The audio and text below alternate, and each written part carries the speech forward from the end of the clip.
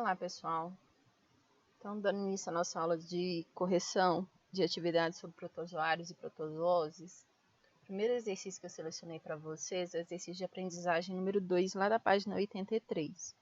É um exercício da Universidade Federal de Pernambuco e vocês deveriam marcar a VOF. Então, vamos lá. A respeito das doenças causadas por protozoários, indique quais são as afirmativas verdadeiras e falsas. Então, primeiro, a tricomoníase é causada por um protozoário flagelado, que pode ser transmitido através do contato sexual com portadores desse flagelado? Verdadeiro, né? Então, é uma infecção sexualmente transmissível, é um protozoário, ele é flagelado e o principal contato é via sexual. A segunda afirmativa é a seguinte: a leishmaniose cutânea, ou úlcera de Bauru, é causada por um protozoário esporozoário e é transmitida através da picada do mosquito prego do gênero Anopheles, né? Então, essa afirmativa está falsa. Então, o protozoário causado da úlcera de Bauru é um flagelado, né? Ou seja, é do grupo dos mastigóforos. E o transmissor dessa doença é um mosquito fêmea do gênero Lutzomia, também conhecido como mosquito palha, birigui ou flebótomo, tá? Uma característica importante, sempre é a fêmea que pica, tá, gente? Eu não sei se eu já falei isso com vocês. Por quê? Porque a fêmea precisa de fatores sanguíneos para a maturação do seu sistema reprodutivo, tá? Então, o macho, geralmente, ele localiza o hospedeiro de sangue quente. Então, aquele mosquitinho que fica lá no seu ouvido zonando é o macho. E na hora que ele faz aquele barulhinho, ele sinaliza para a fêmea o seu posicionamento. E aí a fêmea vem fazer o repasto sanguíneo, tá? Porque ela precisa desses fatores para maturar o sistema reprodutivo. Então, a 2 está falsa, a segunda está falsa.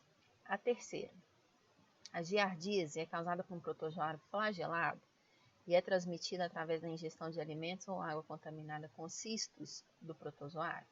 Então, tá certo, tá? A quarta fala sobre a malária. A malária é causada por um protozoário esporozoário e pode ser transmitida através da picada do mosquito palha ou birigui, flebótomo? Não. A malária é causada por um protozoário esporozoário, ok?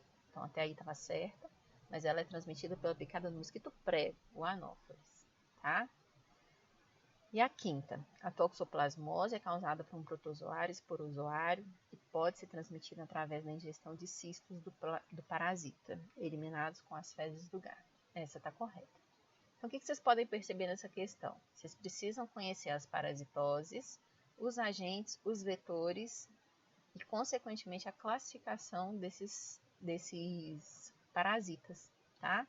Não tem outro jeito, gente, que não seja estudando. Tá? Então, de alguma forma, vocês têm que montar um quadro, estudar as principais doenças brasileiras, porque se for cobrado no Enem, vai ser cobrado uma doença nossa, tá? Exercício proposto 1 da página 84, Universidade Federal do Paraná, e ela fala sobre leishmaniose. Então, leia a notícia a seguir. Leishmaniose na mira. Famosos se unem em campanha contra a eutanásia canina. Uma campanha realizada em conjunto com as ONGs paulistanas Arca Brasil e Amparo Animal tem como objetivo mudar as políticas públicas que dizem respeito à leishmaniose em animais. As indicações atuais são de que todos os cães afetados sejam eutanasiados, muitas vezes sem contar com a chance de tentar um tratamento. Então, isso foi veiculado pela Veja em 2013. Vamos lá. A razão do sacrifício dos cães é que esses animais oferecem riscos à população, pois apresentam um parasita. Então, na saliva, pode ser transmitido por meio da mordedura. Não. O cão veicula o vírus da raiva através da saliva, tá? Não leishmaniose. B. Nas fezes, e pode ser transmitido pela ingestão de alimentos contaminados. Também não, tá? C. Nas fezes, e pode ser transmitido pela penetração ativa através da pele. Não. D. No sangue, e pode ser transmitido pela picada de um carrapato. Bem, picada de carrapato pode transmitir febre maculosa, não está relacionada à leishmaniose, tá? No sangue, pode ser transmitida pela picada de um mosquito. essa sim é o gabarito, tá?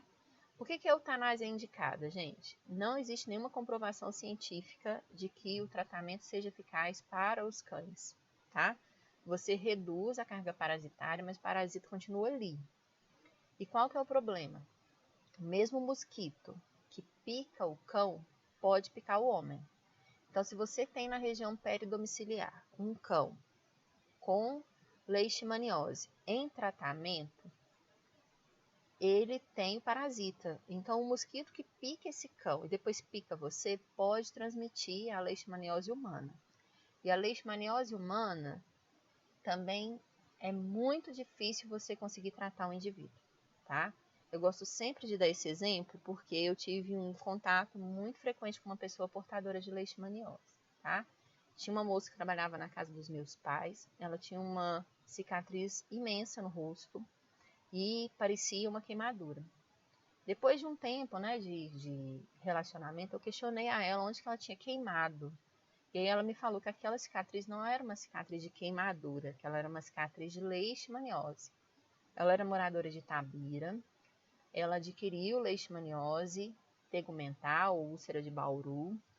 Na época, a cidade ela não contava com serviço hospitalar, ela começou a ter atendimento pelo SUS, e os médicos lá acharam que ela tinha doença de Chagas. Na verdade, eu acho que eles só arrumaram um tratamento para ela para ver se ela parava de ir frequentemente ao serviço de saúde, né? E aí o que aconteceu? Durante esse período de infecção, ela teve essa ferida foi abrindo. Essa ferida era uma ferida indolor, mas era uma ferida no rosto, então é uma ferida muito feia. E ela perdeu 30 quilos, né, nesse período de 6 meses. Aí, um belo dia, ela foi ao posto de saúde, tinha um médico que era ligado à Universidade Federal de Minas Gerais e deu um encaminhamento para ela para o Hospital das Clínicas. E ela veio no Hospital das Clínicas para uma consulta, mas ela já veio desacreditada, porque ela já estava muito tempo em tratamento, ela via que a ferida continuava crescendo, e passou um médico, e lá na medicina, lá no Hospital das Clínicas, né, os meninos a partir do 10º período, eles trabalham em grupos de 5 ou grupos de 10. E estava passando um professor com lá seu grupo de 5 alunos, aí ele virou e falou assim, olha, vocês já viram um caso de leishmaniose tegumentar?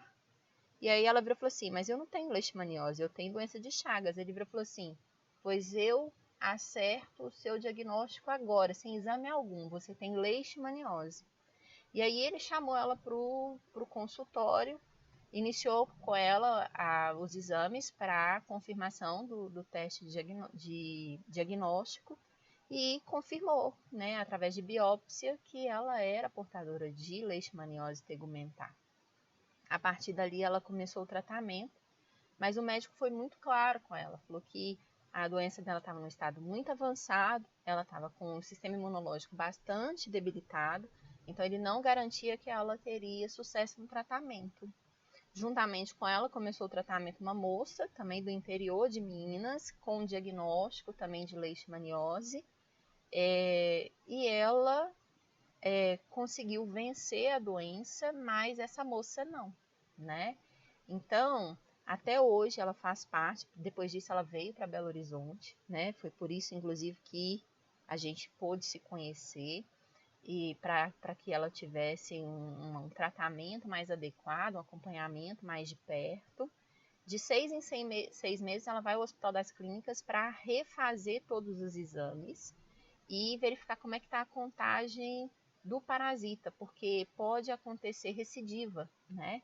Então ela venceu o tratamento, ela é considerada curada, mas existe a possibilidade de retorno, principalmente para aqueles pacientes que continuam vivendo nos mesmos locais onde eles foram infectados, né? Então, gente, por que eu estou contando essa história imensa, né? É um sofrimento. Ela, quando conta, ela conta essa história com muito pesar, porque, além de tudo, ela teve que mudar muito a vida dela, mudar de cidade, deixar a família para trás. O tratamento em si é um tratamento muito complicado, o acompanhamento é difícil.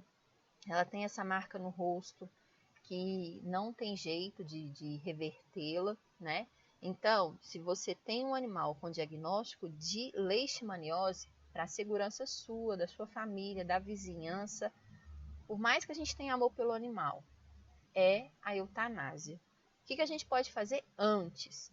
Prevenir, né? Então, como é que você previne? É a detetização do imóvel frequente, incluindo o canil do animal para você afastar o vetor. É você fazer uso de alguns comprimidos, colares, em que você afasta também o vetor do animal, né? E se você e a sua vizinhança têm consciência, vocês afastam o parasita da região do domicílio. Então aí vocês estão mais protegidos, né? Contagem, infelizmente, é uma região bastante endêmica de leishmaniose, né? E a leishmaniose humana é uma doença muito grave. Por isso, o ideal é a eutanásia, tá? A transmissão da leishmaniose se dá apenas pela picada do mosquito, né? Porque o parasita está circulando na corrente sanguínea do hospedeiro de sangue quente. Pode ser um cão, um gato, pode ser um ser humano infectado também, ok? Vamos para o exercício 6 da página 84. Um exercício da UERJ. A doença de Chagas foi descrita em 1909 pelo médico brasileiro Carlos Chagas, na região norte de Minas Gerais. Lá verificou a existência de um inseto chamado popularmente de barbeiro, que à noite picava os habitantes da região. Quando Chagas examinou o barbeiro, viu em seu intestino micro-organismos que ele batizou de Trypanosoma cruzi, em homenagem a Oswaldo Cruz.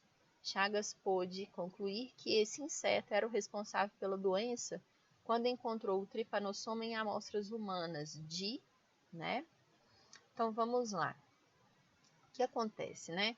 A doença de Chagas também é uma doença endêmica, nossa, e a gente tem que conhecer agente, vetor, tá? Profilaxia, ok? Então, olha só. O que acontece? O barbeiro, ele também faz o repasto sanguíneo, tá? Só que é um animal muito pequeno e ele tem uma carapaça, um exoesqueleto, né, de quitina muito rígido. Então, o intestino dele é um intestino curto. Então, geralmente, na hora que ele vai se alimentar, ele precisa evacuar. Então, ele começa a se alimentar, ele vai ter o estímulo para evacuação. Então, enquanto ele está se alimentando, ele evacua. E nas fezes, ele elimina o parasita, né? E aí, enquanto o barbeiro está fazendo o repasto, o indivíduo que está sendo picado, ele não sente, porque o barbeiro inocula tanto um anestésico quanto um anticoagulante. Mas na hora que ele tira a probóscide, o indivíduo sente, e aí, como geralmente esse repasto acontece à noite, o ser humano está dormindo, ele coça. E na hora que ele coça, ele inocula o parasita naquela ferida, ok? Então, essa é a principal, aliás, é a via natural de transmissão da doença de Chagas. E o parasita, ele vai circular na corrente sanguínea do ser humano infectado e ele também pode ser encontrado dentro de algumas células, como células nervosas, células musculares, tá?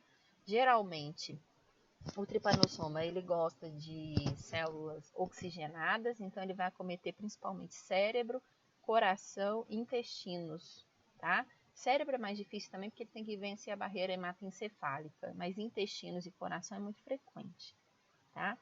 São doenças que não têm cura, são as chamadas doenças negligenciadas, né, que a gente trabalhou através de matriz. Por quê? Porque são doenças que acometem países pobres. Então, a indústria farmacêutica ela não vê retorno financeiro no investimento para a descoberta de um tratamento. Então, você consegue controlar a doença, mas você não consegue curar o indivíduo, tá? Então, é uma doença também que, geralmente, quando o indivíduo tem diagnóstico, é um indivíduo que cresceu em condições insalubres, viveu a vida inteira em casa de pau a pique, e ele provavelmente não vai sair daquela condição. Então, uma vez infectado, ele acaba morrendo de doença de Chagas ou de complicações dessa doença, tá? Então, gabarito letra D, é no sangue. Exercício proposto número 7, da página 85. Um exercício do Cefet de Minas. Ele também vai falar sobre a leishmaniose. Das medidas citadas, aquela que representa um possível combate contra a leishmaniose. Então, eu quero saber o que é eficaz, tá? Eliminação de barbeiro contaminado. Barbeiro não está relacionado à leishmaniose, está relacionado à doença de Chagas. Consumo de carne de porco bem passada. Tá? Carne de porco está relacionada à teníase, tá? Então, não tem relação com a leishmaniose. Saneamento básico em regiões endêmicas. Saneamento básico está relacionado com aquelas doenças de infecção fecal oral, como giardíase, amebíase. Não tem relação com leishmaniose. D. Vacinação em massa da população humana. Doenças virais e bacterianas têm vacina. Doenças causadas por protozoários, raramente. Eu, por exemplo, não consigo pensar em nenhuma agora, tá? Uso de coleiras especiais contra mosquitos em cães, né? Existem algumas coleiras que você compra que tem uma substância química que afasta o vetor. Se você afasta o vetor do seu animal, você acaba garantindo a proteção dele. O que você precisa fazer? Respeitar o intervalo para a troca dessa coleira. Tá? Isso é extremamente importante. E essa questão Enem de Enem, número 3, da página 86. É uma questão que vai falar sobre malária. E ela mostra um mapa mundi em que você tem áreas onde ocorre a transmissão, áreas com risco limitado, áreas sem malária. O que a gente observa na hora que a gente olha para essa distribuição? Malária é doença de país pobre. E por isso não existe tratamento eficaz. A gente tem discutido muito a cloroquina, né? E a hidroxicloroquina atualmente, que são amplamente utilizadas no tratamento da malária, porque ajuda no controle do parasita. Mas não gera uma imunidade permanente quando o indivíduo se cura da malária. Então, se ele continuar vivendo naquele ambiente ali, mantendo as mesmas condições de vida, ele se reinfecta e ele pode ter malária a vida inteira, né? Então, vamos lá. O mapa mostra a área de ocorrência da malária no mundo, considerando-se sua distribuição na América do Sul. A malária pode ser considerada como, tá? Então, olha só, observem a América do Sul. Vocês vão ver que a malária está restrita a uma determinada localidade. Então, o que você quer? Você quer classificar essa doença como epidemia, endemia, pandemia ou peste, né? Então, você tem que conhecer os conceitos. Então, olha só. Epidemia é uma doença que você tem um aumento representativo do número de casos de uma forma assim temporária e você tem um aumento abrupto, né? Não é o caso. A gente consegue perceber que a malária ela está restrita ao norte, por exemplo, do Brasil, né? Pandemia muito menos. Pandemia é uma doença que se encontra em qualquer lugar, tá? Para ser considerada pandemia, inclusive, ela tem que ter ampla distribuição geográfica, ela tem que estar distribuída ao longo dos 5 continentes. Não é o caso, né? Então, a malária é uma endemia. É uma endemia, pois se concentra em uma área geográfica restrita desse continente. Então, é uma doença endêmica do Brasil e de países pobres, tá? Então, gabarito para esse exercício, letra A. Com isso, pessoal, chegamos ao fim da correção desses exercícios sobre parasitas e parasitoses. Eu espero ter ajudado vocês, que vocês continuem fazendo as atividades do roteiro. Entrem em contato solicitando resolução de dúvidas, ok? Então, até a próxima oportunidade.